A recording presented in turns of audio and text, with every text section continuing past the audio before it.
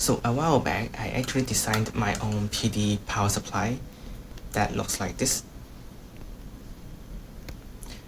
And I have difficulties in mass manufacturing these little things because of a few reasons. The first one is that this design is a little bit too complex for mass manufacturing. The second reason is that the parts used in this PCB is really expensive, especially the current sensors. That is why after so long period of time, I still didn't figure out how to mass manufacture it and give it to those who are interested in this project. But this time, I figured out a solution. I asked PCBWay for help with this project and they agreed with sponsoring this project with one-time PCBA process. So that's why I'm doing this video again to share with you how I actually get this product from a concept prototype stage to a really working product that I could ship out. This video is sponsored by PCBWay.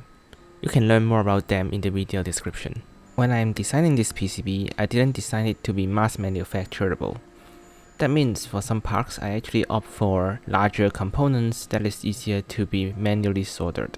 But since I have released this project as an open source project, and many people do ask me about how they can make one or where they can purchase one from me, where I started to run into problems where people cannot reproduce my design due to the limitation on maybe soldering skills or tools. That is when I decided to convert this project from a weekend DIY project into something that people can reproduce easily with PCBA services or some simple soldering skills.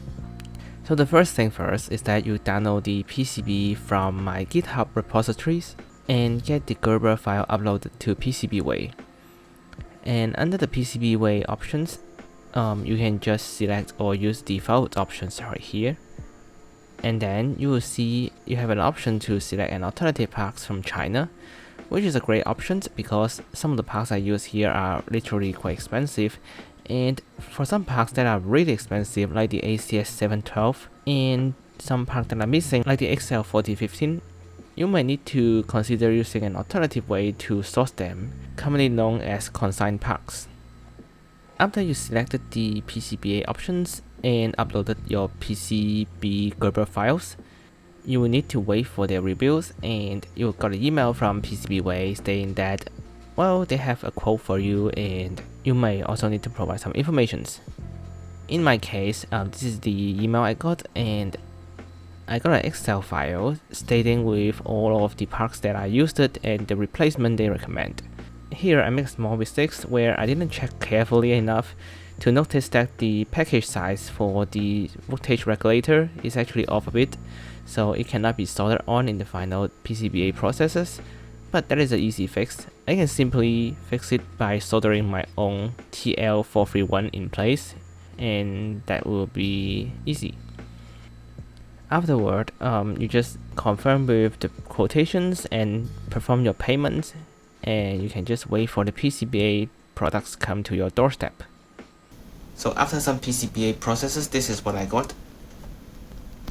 And this OLED is not part of the PCBA process, but the PCB, the blue one with all the parts on it, actually is. As some of the parts cannot be soldered on due to some communication errors, and it's too expensive to solder it by them, so I decided to do it myself. That is why I have to manually solder a lot of them. But luckily, it's just some small number of parts, so it doesn't really take me some times.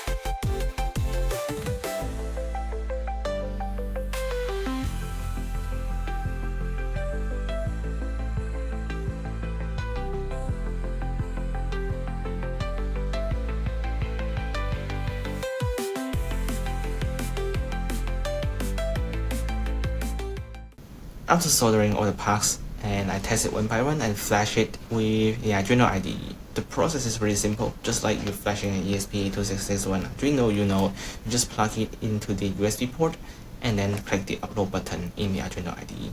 And lastly, what you need to do is to install the OLED module. The OLED module is actually an existing module that you can buy off the shelf with a supporter printed in PLA, a black PLA, where you have to install it with some screws to the back of the OLED and then install the OLED on top. After that, it is installing the case. The case is pretty simple, just 6 M2 screw, you screw it in place, and then everything is done. Then that you have a PD power supply for under maybe $20 or $30, depending on how many parts you are actually manually soldering. That's what I want to share today. I hope you learned something. Feel free to comment below on what you're trying to make or what problem you actually encountered. I will try to cover them up in the next video if there's another collaboration videos. So see you in the next video.